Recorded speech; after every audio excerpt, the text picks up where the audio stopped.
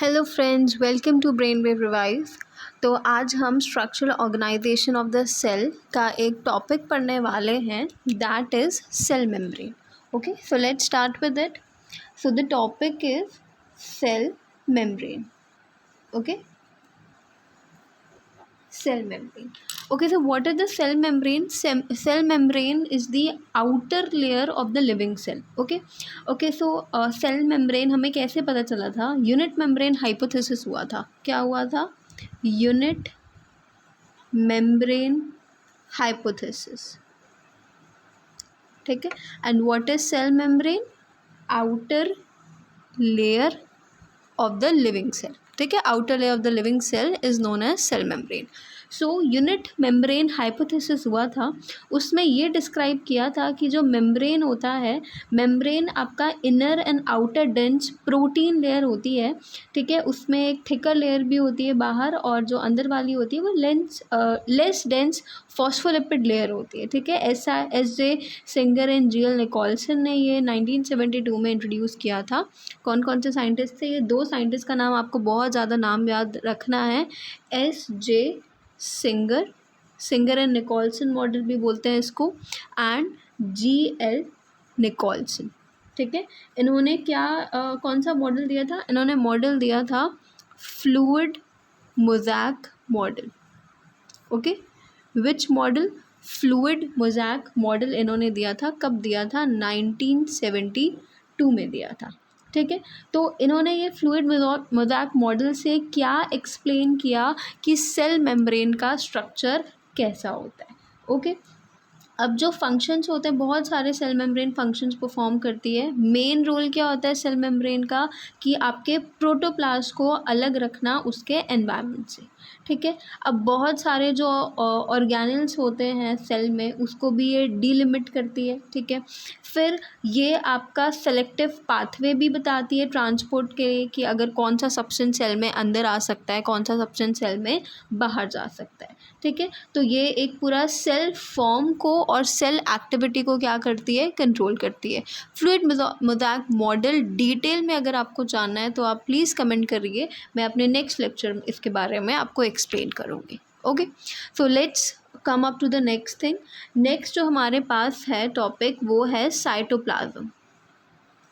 So what is cytoplasm? Cytoplasm is a jelly-like structure. What is it? Jelly-like structure. ठीक है, jelly-like fluid, protoplasmic matrix. ठीक है, और ये किसको सराउंड करता है? कि आपका जो सेल है, सेल में जो न्यूक्लियस होता है, न्यूक्लियस के आसपास जो भी मटेरियल होता है वो क्या होता है? Cytoplasm. So this is your nucleus, okay, and this is your cell.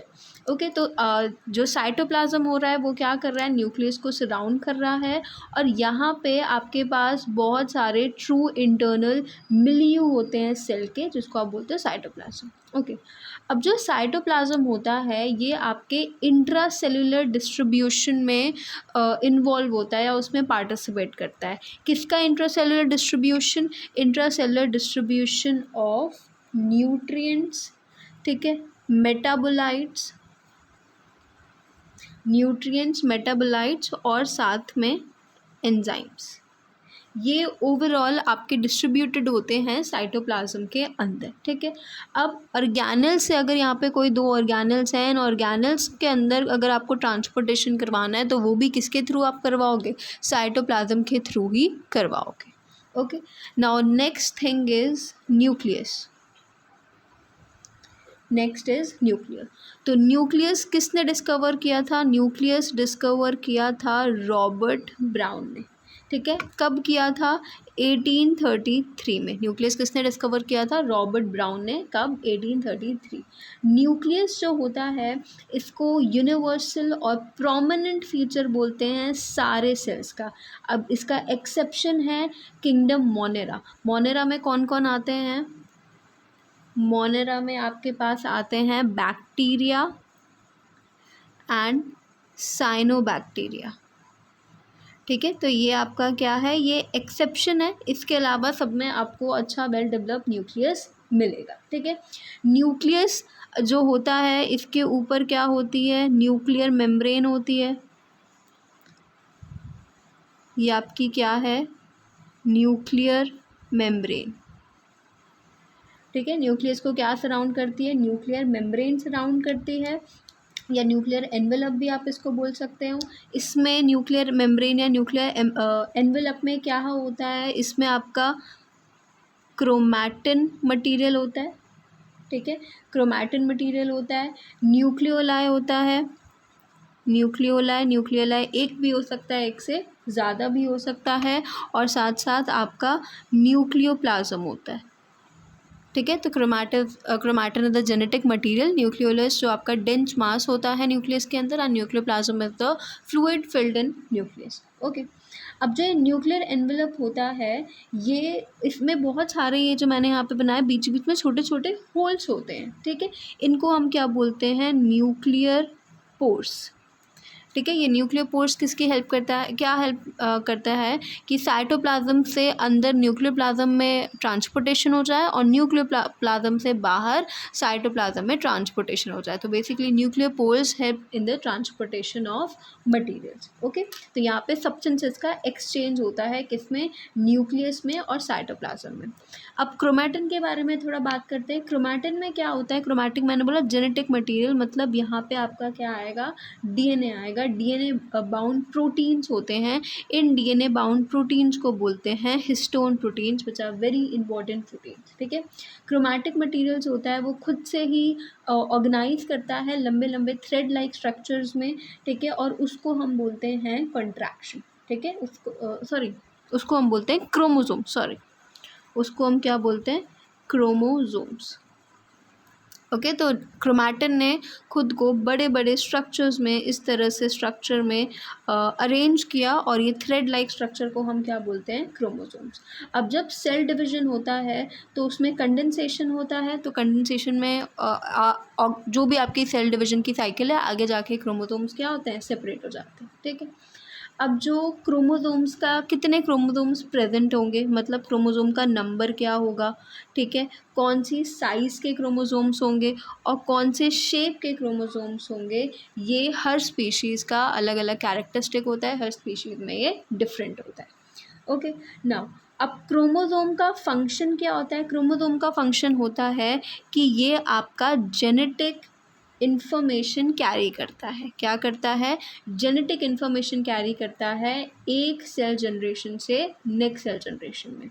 और न्यूक्लियोलस का फंक्शन क्या होता है? न्यूक्लियोलस या न्यूक्लियोलाई का फंक्शन होता है कि ये आपका ribosomal DNA, ribosomal RNA.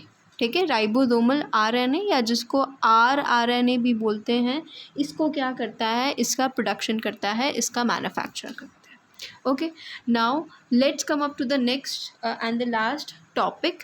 Last topic जो अभी हम पढ़ने वाले हैं वो है माइटोकॉन्ड्रिया। ये अभी मैं बिल्कुल भी डिटेल में नहीं पढ़ा रही हूँ। अगर आपको डिटेल लेक्चर्स इसके देखने हैं तो आप कमेंट करिए, और हम नेक्स्ट वीडियो में उसको बिल्कुल कवर करने की कोशिश करेंगे। ओके, तो द लास्ट टॉपिक जो आज के लेक्चर में कवर होने वाला है, that is mitochondria. So what is mitochondria? See, the number और जो डिस्ट्रीब्यूशन और जो स्ट्रक्चर है माइटोकॉन्ड्रिया का, ये डायरेक्टली रिलेटेड होता है उसके फंक्शन के। ठीक है, हर लिविंग सिस्टम में माइटोकॉन्ड्रिया होगा, या फिर इन जनरल आप बोल सकते हो कि ये छोटे छोटे ऐसे स्मॉल स्फेयर लाइक स्ट्रक्चर्स होते हैं। स्फेरॉइड हो सकता है, रॉड शेप्ड हो सकता है, या डम्बल शेप्ड बॉडीज़ भी हो सकती है। साइज़ इसकी डिफरेंट हो सकती है, 0.2 से लेकर 5 माइक्रोमीटर तक ये आपका वैरी कर सकता है साइज़ में। अब जब इलेक्ट्रॉन से माइटोकॉन्ड्रिया को देखा गया तो उससे ये पता चला कि जो माइटोकॉन्ड्रिया है उसमें डबल मेम्ब्रेन स्ट्रक्चर होता है। ठीक है, माइटोकॉन्ड्रिया आपका कैसा है? Double membrane structure. ठीक है, डबल मेम्ब्रेन स्ट्रक्चर इसका होता है, या फिर डबल ऑस्मियोफिलिक मेम्ब्रेन इसके पास प्रेजेंट होती है। अब माइटोकॉन्ड्रिया का डबल मेम्ब्रेन स्ट्रक्चर है इस तरह का, तो ये जो यहाँ पे ये जो पूरा एरिया है ये आपका होता है मैट्रिक्स। ठीक है, ये एरिया आपका क्या होता है? मैट्रिक्स एरिया होता है। तो माइटोकॉन्ड्रिया का जो इंटीरियर होता है उसको मैट्रिक्स बोलते हैं। ये जो मैट्रिक्स है ये आपका बहुत इनकम्प्लीट चैम्बर्स में डिवाइडेड होता है। ठीक है। इनर मेम्ब्रेन जो माइटोकॉन्ड्रिया की होती है उसको बोलते हैं क्रिस्टी। क्या बोलते हैं? क्रिस्टी। ठीक है, वो क्रिस्टी इसको क्या करती है? मैट्रिक्स में डिवाइड करती है। अब जो इनर लेयर होती है माइटोकॉन्ड्रिया की, इसमें थाउजेंड्स ऑफ स्फेरिकल स्ट्रक्चर्स होते हैं और इनको बोलते हैं एलिमेंट्री पार्टिकल्स। एलिमेंट्री पार्टिकल्स, यहाँ पे जो थाउजेंड्स ऑफ स्ट्रक्चर्स होते हैं एलिमेंट्री पार्टिकल्स बेसिकली दो चीज़ों से बने हुए होते हैं।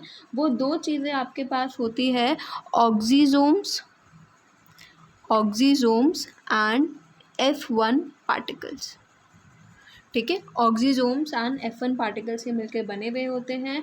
और ये इन दोनों का काम क्या होता है? नाम से पता चल रहा है, ऑक्सीजोम्स मतलब क्या करवाएगा? ऑक्सीडेशन करवाएगा। ठीक है, और फॉस्फोराइलेशन करवाएगा। ठीक है, F1 oxysomes and F1 particles oxidation and phosphorylation के लिए रिस्पॉन्सिबल होते हैं रेस्पिरेशन के time. Okay, phosphorylation is addition of phosphate group. अब देखो, केमिकली बात करें तो माइटोकॉन्ड्रिया में 75% प्रोटीन्स होता है। ठीक है, कितना परसेंट प्रोटीन? 75% प्रोटीन होगा इसमें। ठीक है, 25% लिपिड्स होते हैं। ठीक है, और कुछ कुछ अमाउंट में डबल स्ट्रैंडेड सर्कुलर डीएनए भी प्रेजेंट हो सकते हैं, और टीआरएनए ट्रांसफ़र आरएनए भी यहाँ पे प्रेजेंट हो सकता है। ठीक है, इनको माइटोकॉन्ड्रिया को आपको पता होगा क्या बोलते हैं? Power house of the cell. ठीक है, माइटोकॉन्ड्रिया को क्या बोला जाता है? माइटोकॉन्ड्रिया को बोला जाता है power house of the cell. क्यों? क्योंकि माइटोकॉन्ड्रिया का जो प्राइमरी फंक्शन होता है वो क्या होता है? Conversion and transfer of cellular energy. ठीक है, माइटोकॉन्ड्रिया का प्राइमरी फंक्शन क्या होता है? Conversion and transfer of cellular energy. ठीक है, अब यहाँ पे मैंने बोला कि आपके पास क्या प्रेजेंट है? आपके पास डीएनए भी प्रेजेंट है। ठीक है, तो डीएनए की वजह से माइटोकॉन्ड्रिया सेल्फ डुप्लिकेटिंग यूनिट होता है, और ये बहुत इंपॉर्टेंट पॉइंट है। माइटोकॉन्ड्रिया क्या होता है? सेल्फ डुप्लिकेटिंग यूनिट होता है। ठीक है, और ये एक बहुत इंपॉर्टेंट रोल प्ले करता है साइटोप्लाज्मिक इनहेरिटेंस में। So that's all for today. Thank you so much.